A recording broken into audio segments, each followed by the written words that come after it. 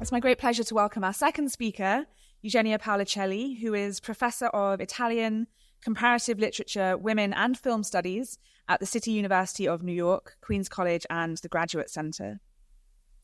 Among her books, Rosa Genoni, La moda è una cosa seria, bilingual edition published in 2015 and 2017, Italian Style, Fashion and Film from Early Cinema to the Digital Age, 2016, and Fashion Under Fascism, Beyond the Black Shirt, published 2024, this year. She is co-editor with Veronica Manlow and Elizabeth Wissinger of the Routledge Companion to Fashion Studies, 2021 and 2023, and with Julia Podolal of the special issue, of the Journal of Italian Cinema and Media Studies, dedicated to film, fashion, and costume, published 2024.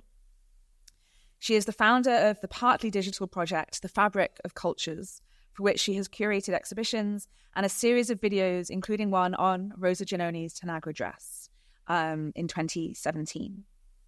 And today, I'm delighted to say that Eugenia will be speaking to us about Rosa Genoni's Tanagra dress with her presentation, Rosa Genoni's Tanagra dress, Reframed, a story of fashion, performance, and feminism. Thank you.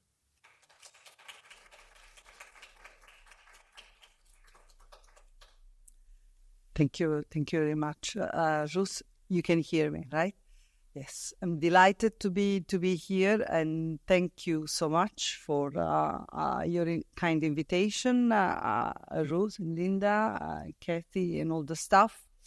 So in my talk today, actually,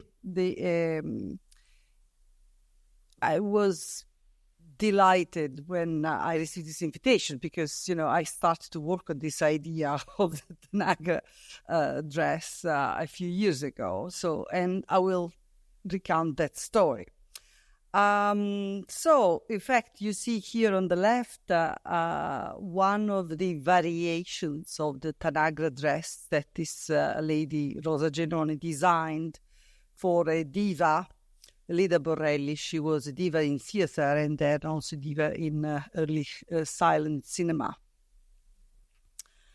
So, Rosa Genoni, born in 1867 and died in 1954, and her work and life. I will introduce that first, and then I will go into the design. So, in line with the exhibition, then I will pay attention to a design of a Tanagra-inspired dress that, in my view, represents a manifesto of her work as a designer, a feminist, peace activist at the time of World War I, and advocate for an Italian fashion when Paris dominated the intellectual scene.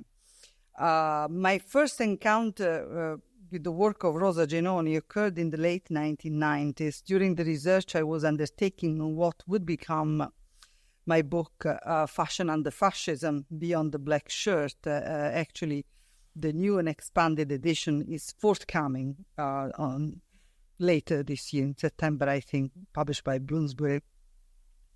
I went back to work on Rosa Genoni at the time of the celebration held in 2015 of the 100th year anniversary of the International Peace Conference at The Hague.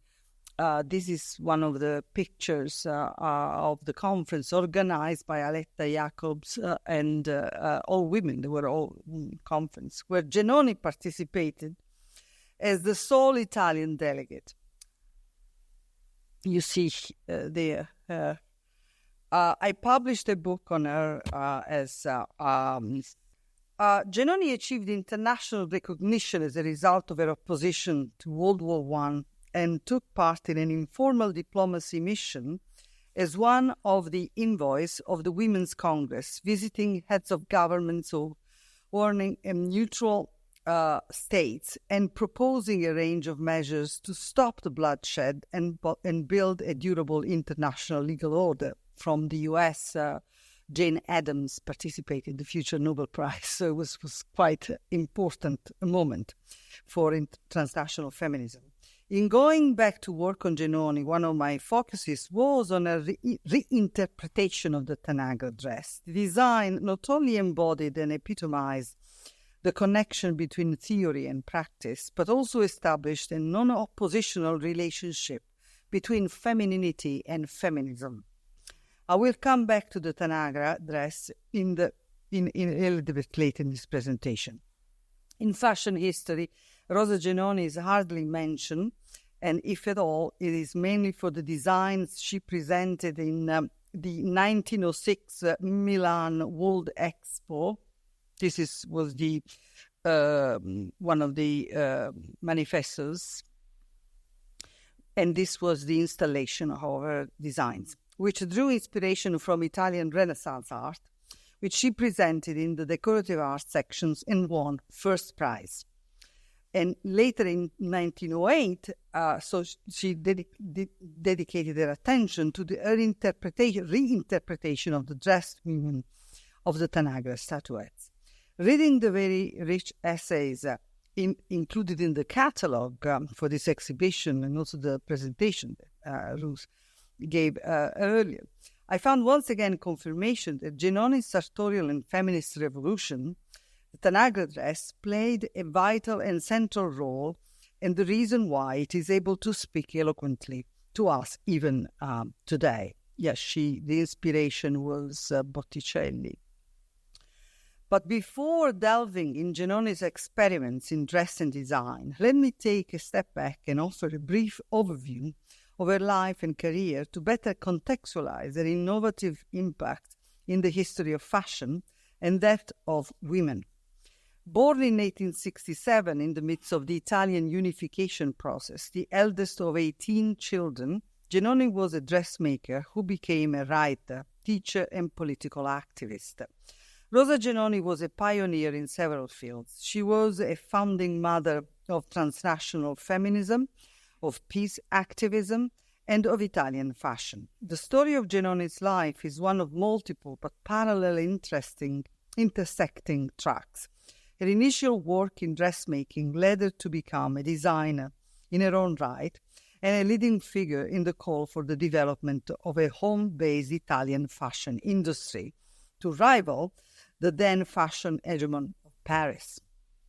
That led her to direct a workshop on tailoring, as well as teaching history of art and dress in innovative ways, giving shape to a program that combined theory and practice. This side of her personal battle assumed a vital importance in her commitment as a teacher to Italian fashion. In fact, from 1906 until 1933, she taught history of costume at the Milan-based professional institution Scuola della Società Umanitaria, School of the Humanitarian Society, a school that had been founded in order to instruct less privileged people in the pursuit of vocational and skilled jobs.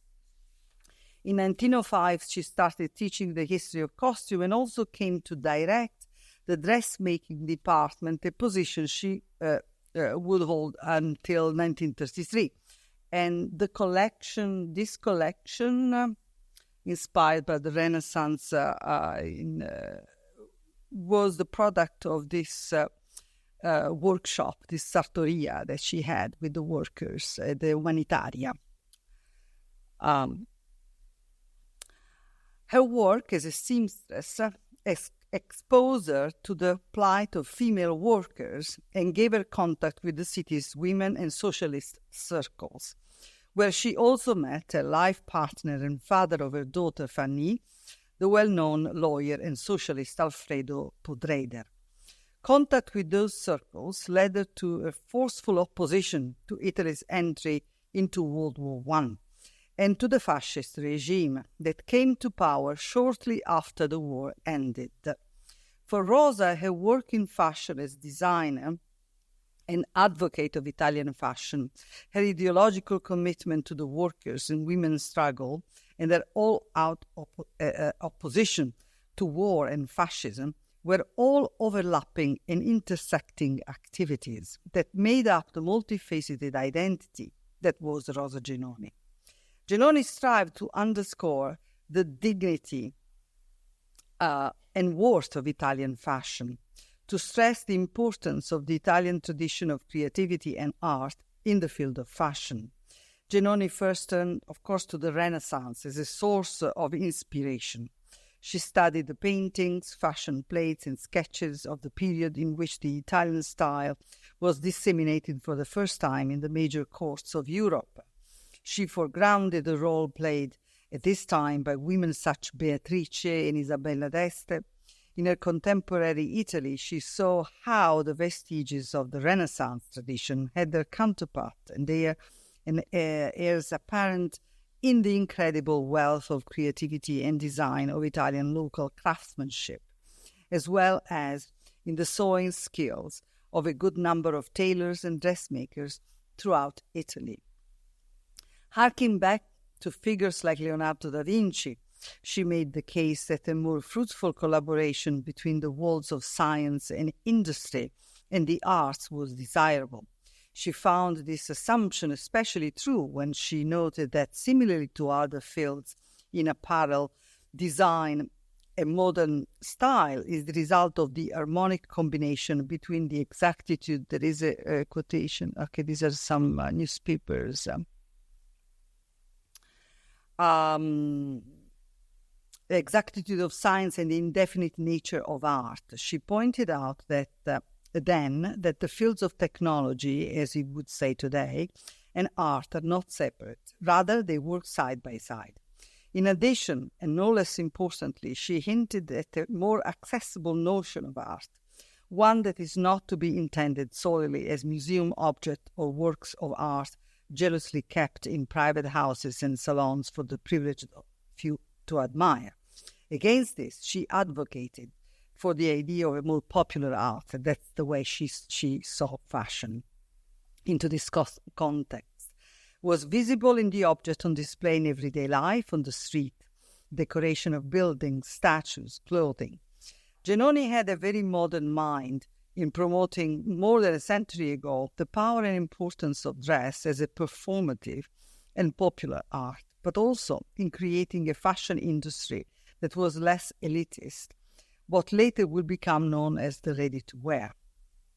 To give new blood to this patrimony, she put forward a series of proposals that sought to organize the then most anarchic field of fashion in Italy. Some of her proposals, like the formation of a state-controlled institution later called the Ente Nazionale della Moda, charged with organizing the clothing and textile industry, were later to be taken up by the fascist regime.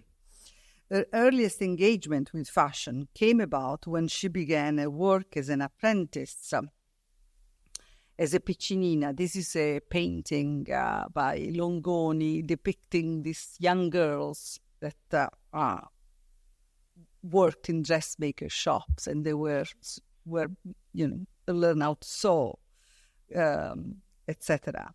And it was here that she learned to sew. Gradually, she managed to attend school in the evenings after work and gain an education, build her culture, and learn French. In fact, in 1886, she had the opportunity to work in a Parisian atelier where she stayed for 2 years.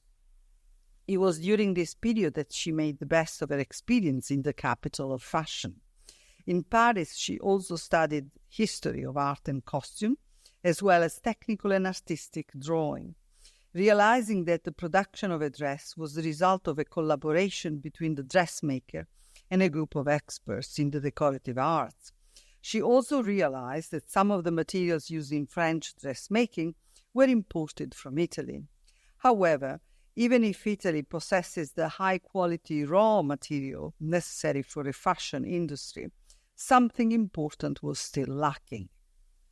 In fact, the major lesson Genoni brought home from her Parisian experience was that the setting up of professional fashion school was key for the development of an autonomous style. There were not really professional schools at that time that really instruct, as French was much more developed on that front. So the beginning of the 20th century was crucial, not only for Italy, but also for the development of Genoni's ideas about fashion and nation. In these opening years of the century, she built the cultural and theoretical foundations necessary for translating her ideas into practice. It was in these years that Genoni elaborated a fashion revolution that had several threads: writing, teaching, and designing. But even while dedicating herself to these pursuits, she never lost sight of women's and workers' rights. Emancipation, the battle for the right to vote and equal rights and education were at the center of the feminist movement. Women, in fact, here there is a sort of a cartoon of, this was 1902 when the Piccinine, so the Sartine, these very young kids and ladies, they demonstrated in Milan because they asked for more pay and a better treatment, because there was a very important movement also in Italy at this time, women's movement. And so women as well as workers demanded that their rights be recognized and that they have an active role in social institutions and political structures. Genoni was fascinated by history and the history of clothing. In particular, she took any opportunity to study the construction of clothing and took inspiration from painting, sculpture, as well as everyday and modern objects such as airplane and cars that define mobility and modernity. This is Sartoria. And this is, I don't read it, but it's a quotation from the League of Seamstresses that they demanded to be treated as more as human beings. Besides her designs elaborated from the Italian Renaissance, she took inspiration from Greco-Roman draping. Genoni, in fact, had four main sources of her fashion design. One was the early Renaissance, the second was the Greco-Roman and classical antiquity period, the third was the dynamism of the machine and everyday practical dress, while the fourth was the study of and adaptation of folkloric and regional dress. The Greco-Roman collection was quintessentially modern, and further some of the concepts already inscribed in early Renaissance aestheticism. No, this is the Renaissance, so I need this. Yes. She elaborated on the uses of fabric in draping, folding, and spinning, which will all come to fruition in her design of the Tanagra, creating the dynamic it expresses between freedom and movement, beauty and femininity, accompanied by a strong will, so emphasizing female agency and positioning women as in charge of their appearance in the public space. Genoni herself, okay, I have to show, that's her on the right. Okay, so she designed this dress for herself first to go. So she wore the dress when she participated in the first Italian National Women's Congress held in Rome from April 24th until the 30th in 1908 to deliver her speech. And her speech was per una moda italiana, for an Italian fashion, because of course, didn't exist yet, only copying Paris. And so I wanted to juxtapose this, because when I was studying it, I saw these photographs of the way women dressed, because this is a photograph of the delegates, women attending the conference, and they were dressing in a sort of, kind of fashion of the day, right? Very corseted, we heard. And she goes like that. So to me, it was, how come, nobody pay attention to exactly that? The fact that she not only designed for other people, she started with herself, with her body. And the fact that she delivered that speech, stood up and delivered the speech. And so, in fact, the speech, I'm going to quote here, I'll see, because she published the speech in different magazines of the time, Vita Femminile, etc. But there were different parts of this text. So one was relationship, advocating for women, fashion, feminism, and the relationship between fashion, nation, and culture. In her report, we read that Genoni presented emotion at some point in favor of a national fashion, which was then approved by the vast majority of those present. And the motion was formulated as follows. I think, do I have it here?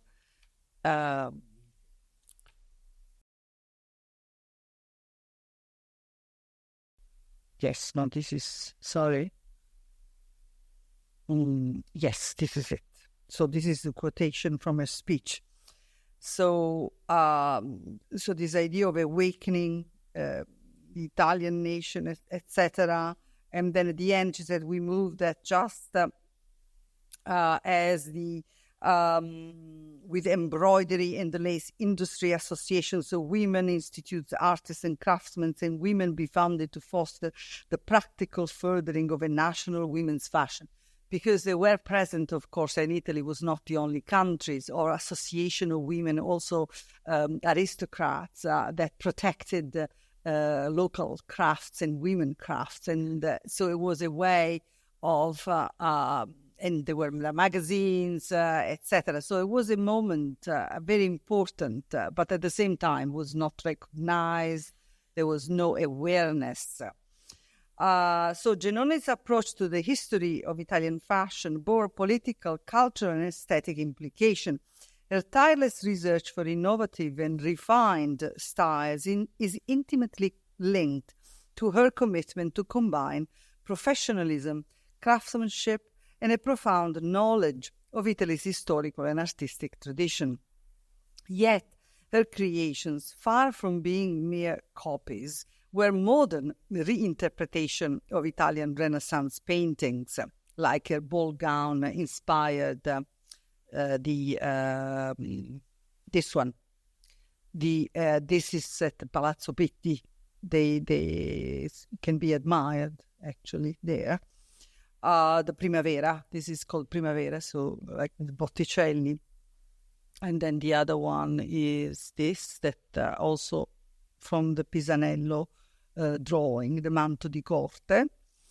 So Genoni was keen to draw on the fruits that had been born of the competition between Italian city and their surrounding territories during the centuries prior to the country's unification, and that had led to the elaboration and production of distinct traditions in craftsmanship.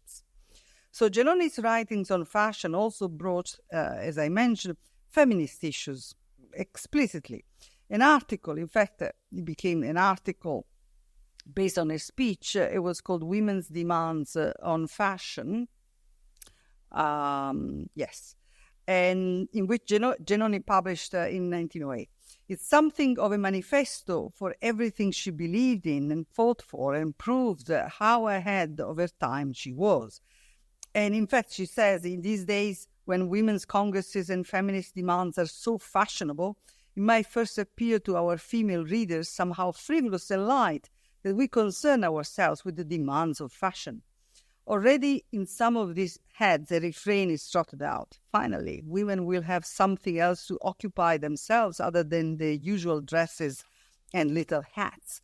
A huge mistake also for the feminist ladies. Nothing could be further from the truth. As a matter of fact, in order to conquer those fields that are still contested, woman must not disregard the field in which she, by unanimous consent, has a complete and uncontested sovereignty. It is necessary, now more than ever, not to allow ourselves to be criticized and censored for the way in which we have until today exercised this sovereignty. For Genoni, fashion and feminism were explicitly and intimately connected. Anyone who does not understand this, she says, especially le signore femministe, so the feminist ladies, is not only missing the point, but also a key opportunity. She goes on to say, in fact, that although fashion and the home have always been uncontested spaces of femininity, women are called on to appropriate these spaces creatively, transforming both them and themselves. However, this exercise of sovereignty is for Genoni not just individual freedom, but is instead very closely linked to the collective and to the nation. In fact, she says, care of the home and female clothing are our territory, all ours, without obstacles and without objections. Let's show then what the Italian woman knows and can do for art, for beauty, for industry, and especially, I underline, for the wealth of the nation. This is an immediate and not too distant realization in which only a little persistent will and our unanimous consensus are necessary. In this way, she insists on the fact that feminism needs to consider fashion and style not as something that diminishes women's political claims on the social terrain. Rather, since this is a field in which women have expressed themselves consistently and in various ways, combined with the fact that legions of women worked in the clothing industry, feminism would do well not to underestimate the impact fashion had and has on women's lives. In addition, she argued, the aesthetic sense that is part and parcel of fashion must be seen as a strength and not as belittling of women's intellectual ability, all issues that have come to the fore only comparatively recently in the fields of feminism, history of fashion, and fashion theory. We find here an echo of the argument made in the essays by Linda Merrill and Ruth Hallen that bears on the concept of adorning, dressing and draping as a process of construction of an autonomous identity and image, an empowering act of self-caring attributed to the Tanagras. My hunch here is that this that deeply attracted Genoni's attention to the Tanagra, something she may have seen in the important publication in the field of costume by Racine. In fact, she mentioned in one of the articles that we need in Italy a history of costume as they produce in France. Racine, she was aware of these publications. She saw the Tanagra for sure at the Louvre. And Berlin, she mentioned also Berlin in another publication, art in general, she even knew the costume book by Cesare Vecellio published in 1590 and 1598. So she mentioned when she goes back to the Renaissance, but said, but then after that, what have we done in Italy, right? So that was the point. Art in general and the archaeological discoveries along with the history of costume create a culture of fashion and even institutionalize it, which Genoni thought was lacking in her contemporary Italy, but present in Italy's past. Methodological, historical, and practical features continued to occupy Rosa Genoni's work until, as I said, 1933, the year in which she sent a letter of resignation to the Società Umanitaria. In this letter, she writes a very detailed report of her multiple activities for the school, of her campaign for the creation of an Italian fashion, and the setting up of her programs, their pedagogy and content. She also underlined the fact that these were the result of the assignments she had received from the Umanitaria to visit the best professional Parisian schools in order to learn new techniques and knowledge to be transferred to Italy. In the same document, she strongly states her intent, and I quote, to make of her own female students not just simple workers who know how to sew, but artists who create. So, more than just emancipating Italian fashion from Paris, her project was also to find the Italian way to fashion, modernity and nation building. Hers then was a project of sartorial and cultural awareness through which Italian style came to the fore for an increasingly autonomous manner in a long project of national identity. Let me now turn the attention to the Tanagra dress. It is in this book, I'll talk to you in a moment, which I acquired. I was very lucky to find, because I saw it in archives. Later I acquired that she documents also the Tanagra dress. And okay, let me... So the Tanagra dress synthesizes the fusion of the past and modernist eye and represent a departure from her Renaissance inspiration. That's really my point. because there was really a change that happened in her. That was so highly praised in the Milan Expo exhibit that we saw before. So the Tanagra dress deserved critical attention. In fact, the elaboration of the design and construction with the use of different fabrics and wools, accessories and details represents a strong statement that demands further scrutiny.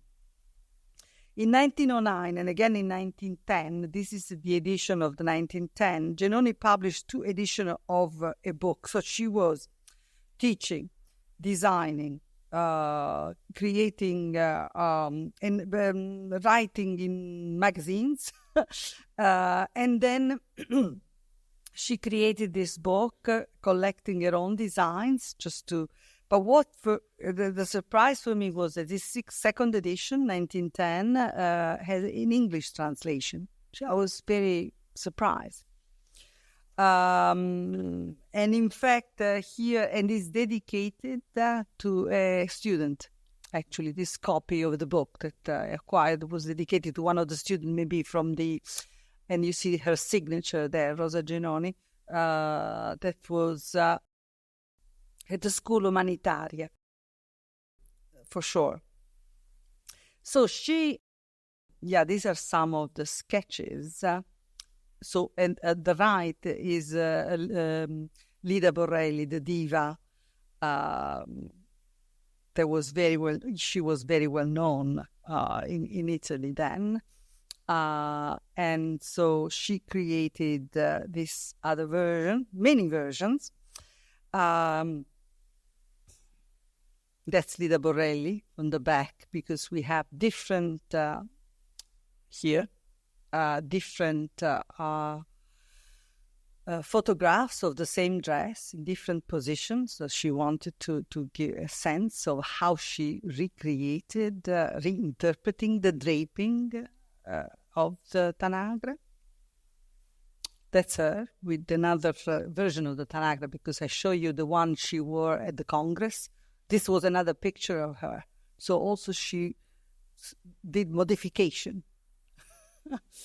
And that's another actress. You can see the similarities, the design, that she sort of liked the idea of working with this draping concept.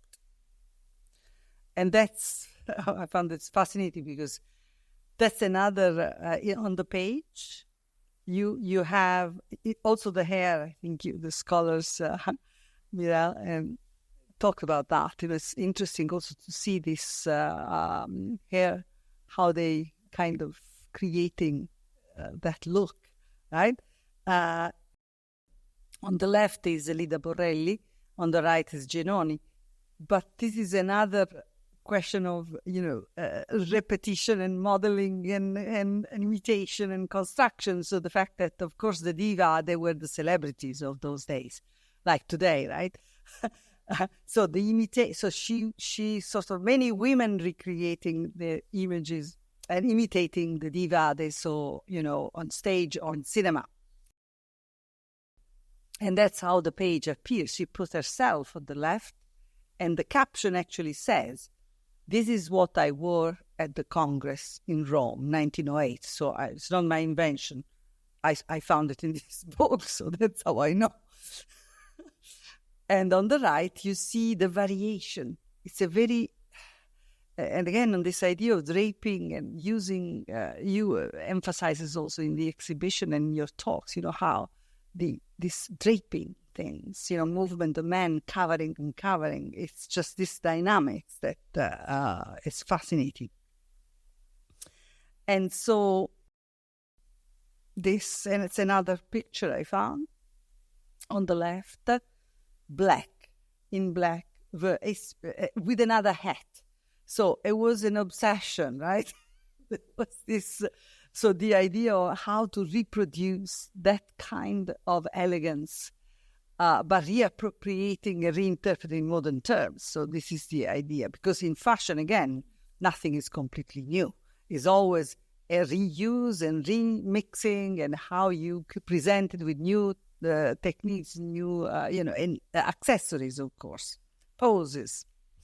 So, in her mind, the Tanagra dress, inspired by the draping that appears in the Tanagra figurines, she probably, first, as I said, at the Louvre, was a statement of strong female identity and personality.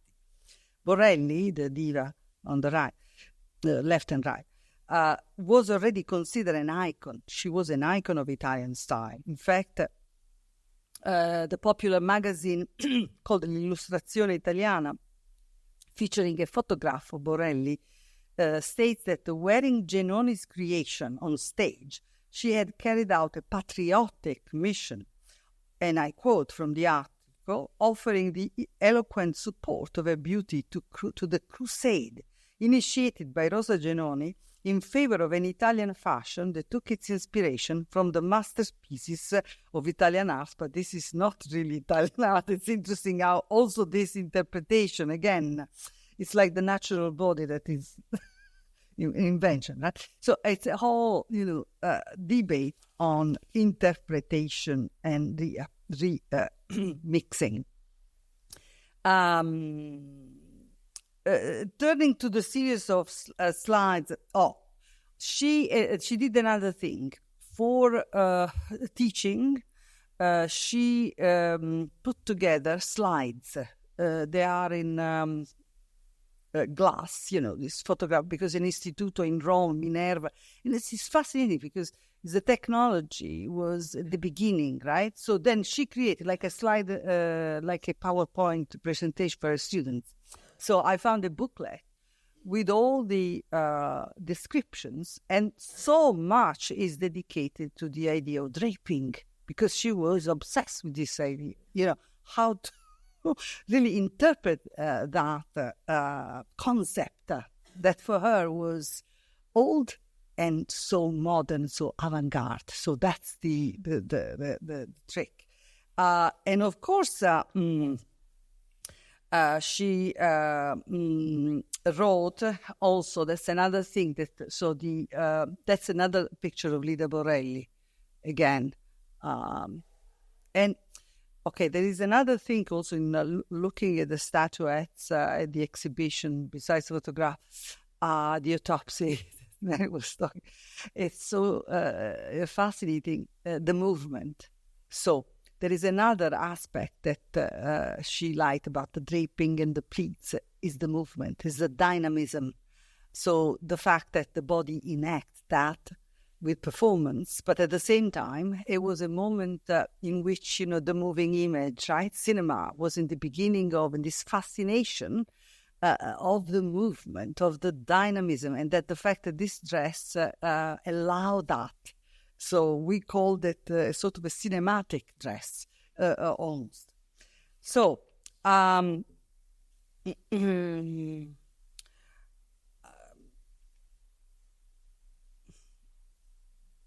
yes, so the fabric, you can see that the fabric also she used in the dresses is different. So there was experimentation with dress and accessories, ornaments, hats, etc. This is again from the same book. But the other thing that I just thought, why did she portray herself like that, but also with the hands, when she was actually advocating? There are so many other questions now that I have after your exhibition. So in any case,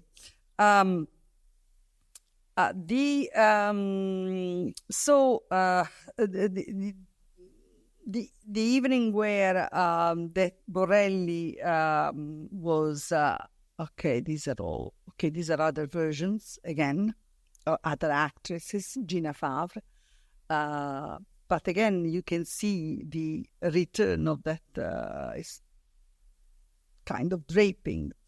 And so Lyda Borelli represented the diva, a modernity that was interpreted through the images and poses of an ideal woman who changes herself, demands space, and moves freely in a new fashionable clothes, gives voice to her feelings, and at the same time claim a new social role. So it's very important that the fact that she chose that particular actress to embody that kind of new femininity. in a dress. Okay. So another fascinating aspect is that the Tanagra statuettes represented a three-dimensional representation of clothing. So for her, just to see that, it was not photographs. So this made me also think of the, I don't know if you might be familiar, the French initiative of the Théâtre de la Mode that they did in the post-war, when all the French designers, including Christian Dior, Lelong, etc., they created this little mannequins because there was no money, shortages of fabric. And so there was a traveling exhibition. It was a way of relaunching French fashion.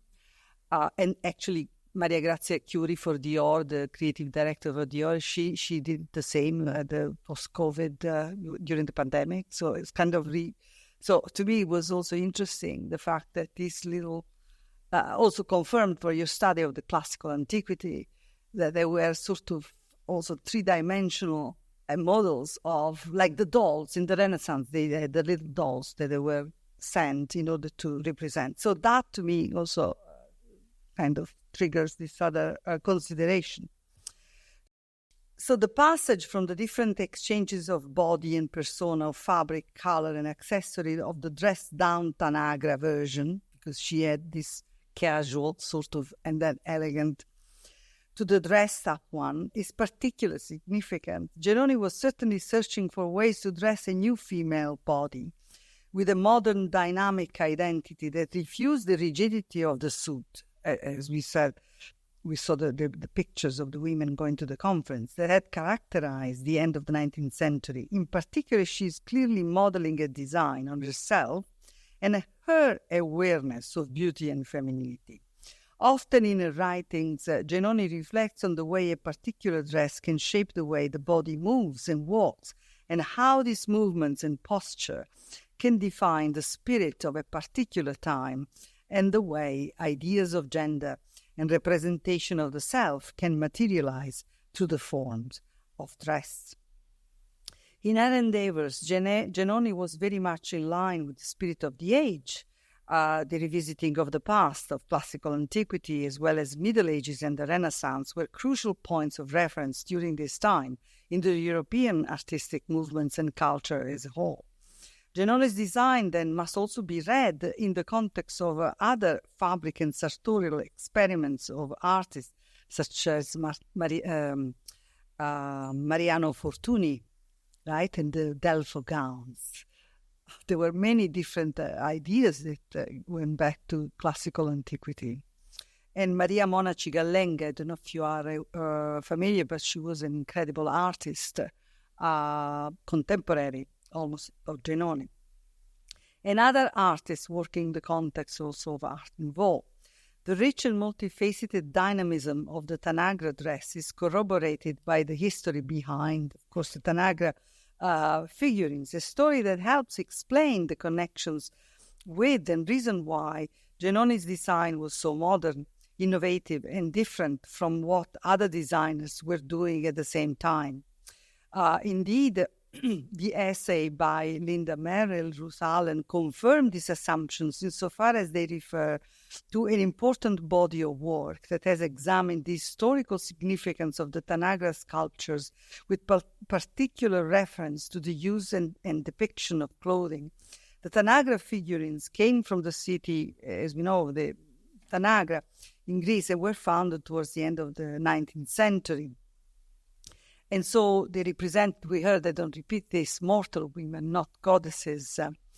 But clothing for these women played a crucial role in defining their visibility during rituals set in public and collective spaces. In addition, historians have discovered that these elite women wore luxurious garments that were splendidly colored, as we have heard and seen, blue, pink, yellow, etc. Their pleated dresses have a trail that stretches out behind an ample, fine and fringed mantle of imported, almost transparent silk, through which the drapes and the pleats can be seen as if they are caressing the body. The fascinating analysis contained in the essay in Recasting Antiquity have helped me to reinvigorate my research on Genoni's Tanagra dress. On a more personal level, I was delighted to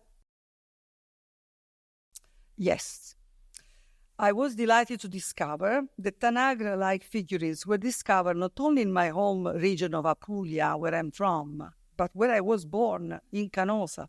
I found this lady while after reading your essays, and then doing some, as I was telling Ruth yesterday, I said, oh my God, I didn't know about this. It's like going, back to my origins. So more questions have arisen for me regarding the implication of female agency and authorship in the performance of the dress body in public space, but also the reference to the possible female-run Tanagra workshop that can be parallel to female artists and designers in the way Genoni conceived her work with the other women, thus bringing together producers and consumers, viewers, a female audience, right? Not just men, and art as well as embodied art. In this way, as noted in Ruth Allen's essay, Tanagra have many facets and implications and can be seen as embodiments of the pleasure of self-expression, and I would say a politics of pleasure. It is clear that Genoni draped the female figure in order to free her movements in line with similar fashion experiments of the time. Genoni's version of the Tanagra dress, however, is not completely corset-free. One can clearly see, especially in one of the Borelli's pictures, that she's wearing a corset. The dress attempts to create a balance between the sartorial and the draped. And this made me think also of something that's been redefined also in fashion history, that the West and the East, right? The draped and the stitched. So now it's completely rethought, because we can really say that in a very clear manner.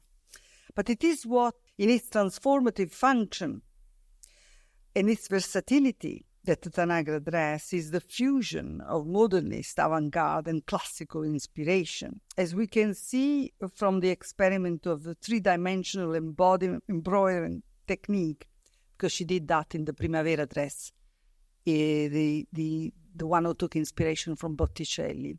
She said that she wanted to give a three-dimensional layer of the embroidery on the veil, so she had that concept also, three-dimensional, even in the as we can see. So for the Expo 1906, with this completely new dimension of draping and reconfiguration of posture, Genoni was also thinking of different versions of the same dress, using different fabrics and small decorative details, silk and lace sleeves, different colors and headpiece accessories. The Tanagra dress becomes almost a symbol of a strong femininity, the embodiment of a style, of an assertive personality that demands to be taken seriously in the world of fashion. So Genoni as a dressmaker, as an artist, and in the world of film, Borelli, the actor, as an artist, because remember that in the beginning women who were acting were not considered so the models as well. So it was a completely different world. So as diva, such as Borelli, contributed decisively to the legitimation of cinema as art and the actor, of course, while Genoni conducting a battle to legitimate fashion as an art, and Italian fashion in particular. So they were really doing political work as well. So two of Genoni, now I conclude. So this is her book. Actually, she wrote only the first one. She couldn't write the second one of the history of fashion, and where she talks a lot about draping, again, with a lot of examples. But there are no designs, no of the Tanagra. That's why I was, where is it? This dress It's only in photographs or described, here and there, or, but there's no tangible. And then, this is the Palazzo Pitti in Florence, where you can see the other dress, the Renaissance-inspired dress. So I was, as a scholar and also as a teacher, at some point I questioned, I said, okay, but how do we, our relationship with the objects, right? How we kind of engage. There is no object, and especially for the past, how do we deal with that? So it just happened that I had did this project of the Fabric of Cultures. There is a site I can show you. We did an exhibition in 2017 and a seminar with my students because we were interrogating the theory and practice, fashion, history, feminism, labor, these kind of issues. So then at some point, I had a student in the class who was a pattern maker by profession. She had been in the fashion industry for 20 years and was doing a master in liberal studies in fashion. And so I said, okay, why don't we try to create or recreate a sort of our interpretation of the Tanagra dress? So that's what we work on that. And so after a few months, it was to me, still we worked together. I mean, she completed thesis, but she couldn't figure it out. She said, I can't, I read, okay, we talk, we see. So then she said the moment in the revelation, she came to her, she said to me, when I put the fabric and I wrapped it around my body. That was the moment. And then again, brings, also conceptually this idea of embodiment, but also she said, oh, it's like a sari. In fact, that's why we had a sari also in the exhibition. So we put it together also, again, because it was a way that through making, through trying to uncover the object or to give life, to translate that we discover other things in the making. And I am not a seamstress, I'm not, but I am just fascinated this idea of how we can bring together this kind of, to interrogate a process of knowledge, not really, So that's the, in fact, you see there the picture. And then we create a video. I'll show you a few images, but it's free. You can have access, and I'll show you how. So after doing the dress, then there was in the garment district in New York, there's still places where they saw couture. So she knew where to go, and they saw it. So the fabric came from leftover, from a studio.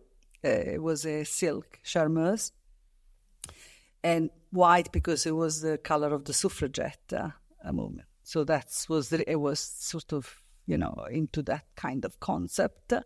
And then we said, yeah, okay, we made the dress. Now we have to see it worn. We have to see how it moves in the body. And so then other students, so we engage with other students. This is one. And this is in the library of Queen's College. And this is the library of the Graduate Center, which is a building, used to be the Altman department store. It was built in 1905. So there are some landmarks, architectural, as you can see, motifs. And so for me was the ideal location. We did 2 locations. So then actually the students... and this is the video. I can show you just the beginning, so you see it move, the dress. Okay, so this is the page on the Fabric of Culture side, which is an ongoing project that I work with my students and other people interested. And so we have a Tanagra page. I included also this the link to the exhibition, so you can visit. And this is, okay, so this is the process, this is Christina. Okay, and this is the dress. Okay, let me show you one thing first. This is doing. and also this she did. She went a step further from 2017 using, sorry, I forgot the name, but it's technology.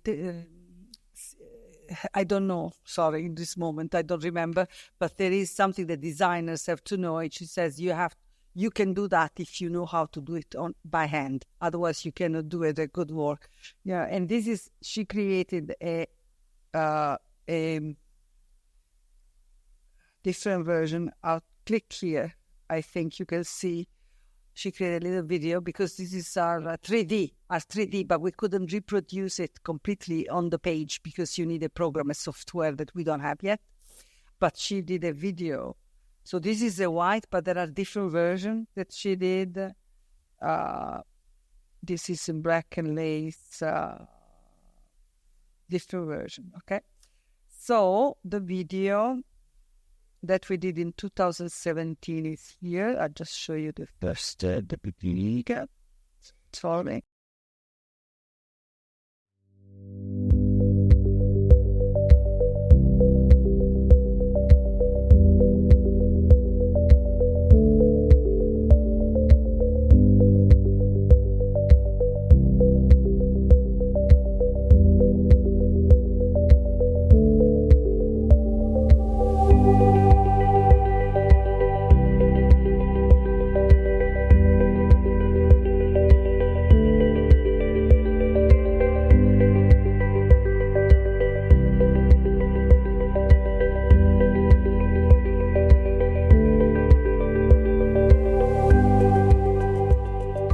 We are very happy to introduce you this dress, the Tanagra dress that we have reproduced with the help of Cristina Tupiano, who is a Master of Arts in Liberal Studies candidate with a fashion studies track here at the Graduate Center, the City of University of New York. So, who was Rosa Genoni? Because Rosa Genoni designed this dress in 1908, and she designed this dress for herself first. So she wore this dress in order to attend. She was a delegate in Rome, the first International Congress of Women in Italy. If I can take my reform beyond the confines of Venice, I shall be only too glad to feel that I am feminist. In these days when women's congresses and feminist demands are so fashionable, it might at first appear to our female readers somehow frivolous and light that we concern ourselves with the demands of fashion. Already in some of these heads a refrain is trotted out. Finally, women will have something else to occupy themselves with other than their usual dresses and little hats. A huge mistake, also for the feminist ladies. Nothing could be further from the truth. As a matter of fact, in order to conquer those fields that are still contested, women must not disregard the field in which she, by unanimous consent, has a complete and uncontested sovereignty.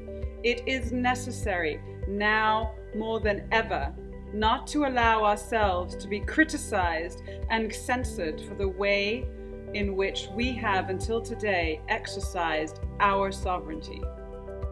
Now, to me, it was striking to see that she decided to go with this dress and read the speech about the relationship between fashion and feminism. This is something that only in the last few years scholars have been starting to write about.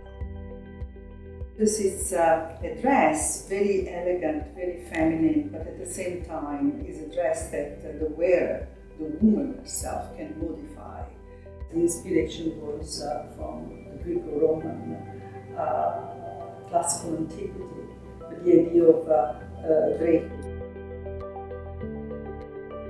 This is the only version that exists of this dress, so we are very proud of this, that we are, especially because this is part of this exploration of the fabric of cultures project, the system in the making, which means a lot of things, systems of power, but also system of really understanding certain concepts, the emotional part of fashion, the body, gender issues and feminism, and how, for example, Rosa Genoni thought of conceiving of this dress. And then again, I mean, this you can really understand from the way Cristina, from the dress right here, we have the object right here, it's not a photograph. So, and I think that is very, very important also for the question of pedagogy and research, to understand Genoni thought better, but also to understand what it means, really the making dress and the performance. I mean, the idea that she thought of it also in modern terms, in terms of performance, and the way a woman wearing the dress, and the way she moves, or she decides that one day she wants to have this on her shoulder, so then it changes like that. So it's really this concept that now we call, performance studies.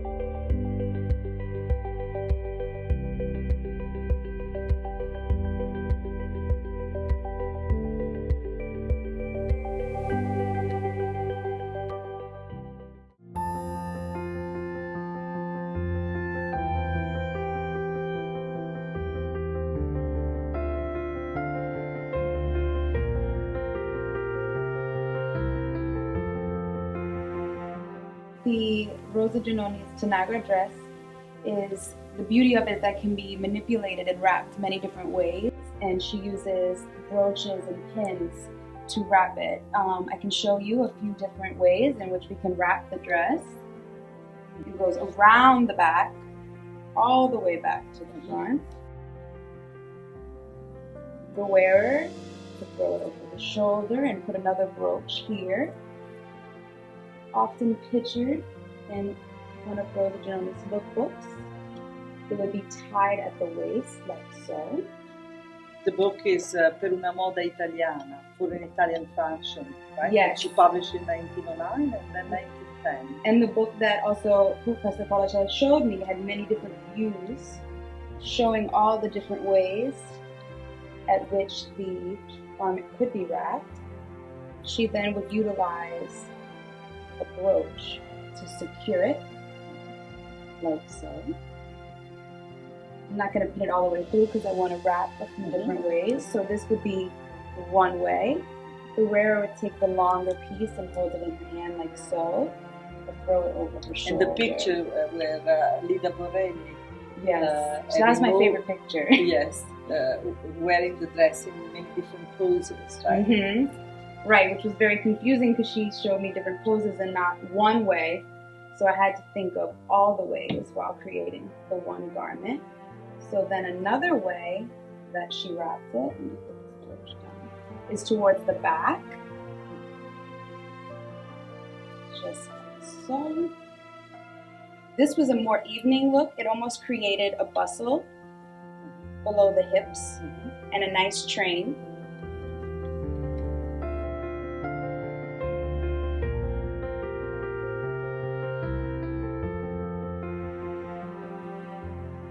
What kind of silk is this, Cristina? This is a silk georgette. We have a silk charmeuse and a silk georgette. We picked the white color to stand for women empowerment, suffragette movement, and we also wanted to be sustainable and choose fabrics that the fashion industry was just wasting. So that's another beautiful thing about the garment. I did not purchase the fabric at all, so I wanted to utilize what was already out there. Yes, so I hope you get the idea of this very multi-dimensional garment. Very simple, but very difficult. But very dynamic. Very dynamic, it's a that's dress the word, that transforms. In fact, I called it the first example of dynamic dress, because the futurists later will talk about of dress and dynamism and then how they transform.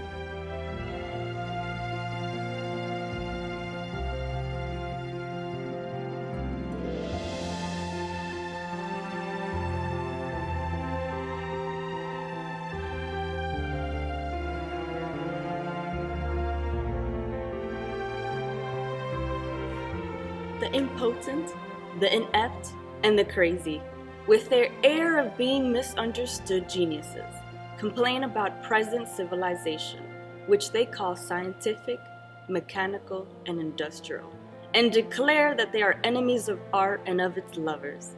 These people do not realize that from the blossoming of this very new civilization, different from, indeed, the exact opposite of any other before it, the very modern forms of beauty, it is around such beauty that the reality of life meets the ideal vision, the truth of science meets the fluctuating and indeterminate space of fantasy.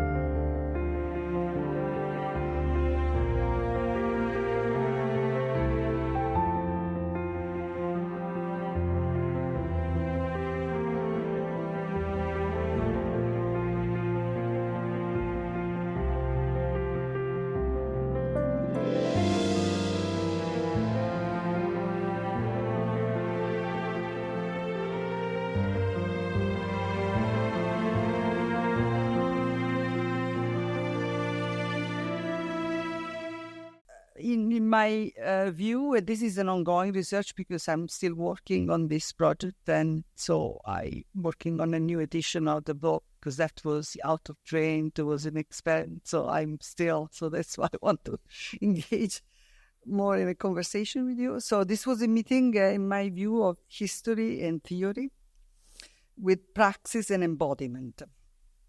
This experiment with Genoni's Tanagra's dress, which, as I said, I continue to study, produces a tangible artifact achieved through collaboration and dialogue, a combination of different skills and spheres of knowledge, all necessary to understand fashion and interrogate the relationship between embodiment and historiography, as well as between identity and difference. Thank you.